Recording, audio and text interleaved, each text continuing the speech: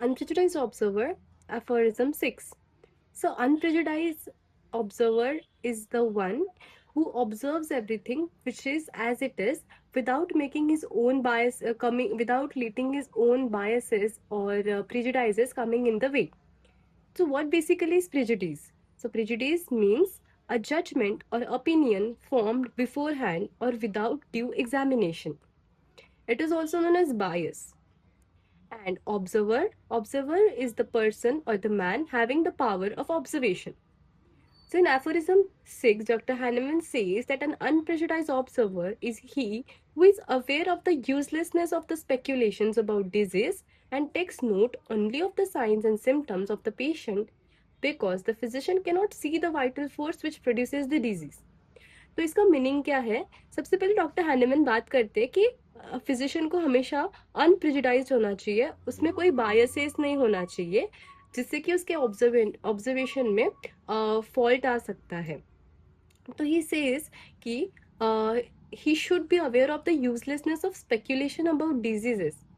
तो जो कि डिजीज प्रोसेस होते हैं, जो कि वाइटल फोर्स है और जितने सारे डायनामिक इन्फ्लुएंसेस होते हैं, मॉर्बिफिक इन्फ्लुएंसेस होते हैं जिसके वजह से डिजीज होती है, वो सारी चीज़ों के बारे में एजम्पशंस करना या फिर उनके बारे में एम्प्टी स्पेक्यूलेशंस करना, थियोरीज बताना, हाइपोथेसिस फॉर्म करना, ये सारी चीज़ें फिजिशियन ने नहीं करनी चाहिए. और इनके अलावा फिजिशियन ने जो साइंस और सिम्टम्स होते हैं, जो कि हमें हमारा जो मेन ऑब्जेक्टिव है, वो फिजिशियन ने उस पर फोकस करना चाहिए.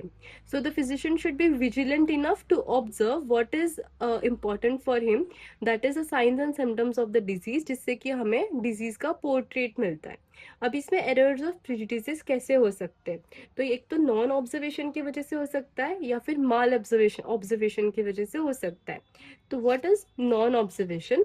Non-observation is one where prejudiced has his own fixed ideas. So whenever any fact is contradictory to this common notion, it is rejected, overlooked, and it escapes the observation. So for example कोई भी fever का case है, तो basically fever में क्या होता है कि जो हमारे वाइटल्स जो हम लोग लेते हैं, तो पल्स रेट जो होता है वो हमेशा फीवर में बढ़ा हुआ होता है. There is tachycardia, but there are certain condition, certain fevers जहाँ पे कि ब्रेडिकार्डिया होता है. तो ऐसे टाइम पे फिजिशियन को अच्छे से पेशेंट का पल्स लेना चाहिए और अच्छे से उसका ऑब्जर्वेशन जो है वो विजिलेंट रखना चाहिए. ही should be alert in observing everything, and so that anything should not be overlook, जिससे कि हमारा डायग्नोसिस भी मिस ना हो. Next is malobservation. So non-observation is a negative fallacy because in it we do not observe something, whereas malobservation ये positive चीज है जिसमें कि हम लोग ऑब्जर्व ही गलत कर रहे हैं. तो नॉन ऑब्जर्वेशन में हम लोग कोई चीज ऑब्जर्व ही नहीं कर रहे थे. जैसे कि और कोई केस है जिसमें हम लोगों ने पेशेंट की टंग ही ऑब्जर्व नहीं की और टंग वॉज इतनी कैरेक्टरिस्टिक जिससे कि हमारा रेमेडी हमें मिल सकता था. लेकिन वही माल ऑब्जर्वेशन में हम लोग वो चीज को ऑब्जर्व करके उसको गलत इंटरप्रेट कर रहे हैं. तो so an observer must be free from bias, any preconceived notions, and he should be ready to accept facts and truths induced from them if this truth be radically opposite to those popularly held. तो इसमें वो लोग बोल रहे हैं, sorry doctor Hahnemann बोल रहे हैं कि जो फिजिशियन को जो चीज़ कॉन्ट्राडिक्टरी लगती है, जैसे कि हमने फीवर के केस में पल्स कम है किसी पेशेंट के, तो ये सारे कंडीशंस भले ही कॉन्ट्राडिक्टरी है बट इसे फिजिशियन ने इग्नोर नहीं करना चाहिए बिकॉज यही सारी चीज़ें कैरेक्टरिस्टिक होती है. इसीलिए physician should always be free from bias. So why the physician should be unprejudiced?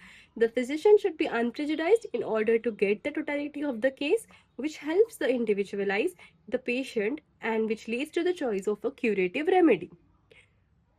So that was all about aphorism 6, which was unprejudiced observer. Thank you.